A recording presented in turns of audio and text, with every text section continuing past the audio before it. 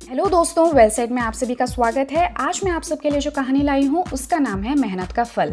एक गांव में दो मित्र नकुल और सोहन रहते थे।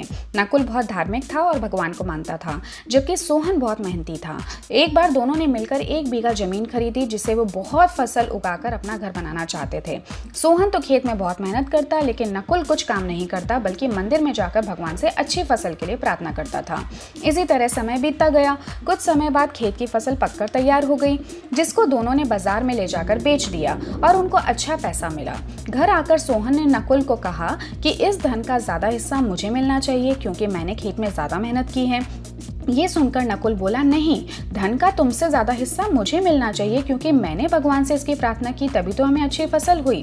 भगवान के बिना कुछ भी संभव नहीं है। जब वो दोनों इस बात को आपस में नहीं सुलझा सके तो धन के बंटवारे के लिए दोनों गांव के मुखिया के पास पहुंचे।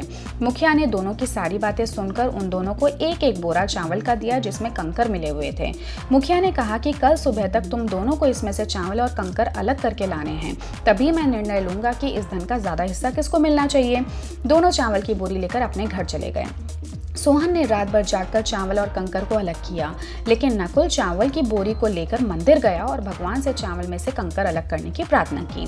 अगले दिन सुबह सोहन जितने चावल और कंकर अलग कर सका उसको ले जाकर मुखिया के सामने रख दिया, जिसे देखकर मुखिया काफी खुश भी हुआ। नकुल वैसी की वैसी बोरी ले जाकर मुखिया के पास गया। मुखिया ने नकुल को कहा कि दिखाओ तुमने कितने चावल साफ किए हैं। नकुल ने कहा कि मुझे भगवान पर पूरा भरोसा है कि सारे चावल साफ हो गए होंगे। जब बोरी को खोला गया तो चावल और कंकर वैसे के वैसे ही थे। जमींदार ने नकुल को कहा कि भगवान भी तभी सहायता करते हैं जब तुम मेहनत करते हो। जमींदार ने धन का ज्यादा हिस्सा सोहन को दे दिया। इसके बाद नकुल भी सोहन की तरह खेत में मेहनत करने लगा और अब की बार उनकी फसल पहले से भी ज्यादा अच्छी हुई।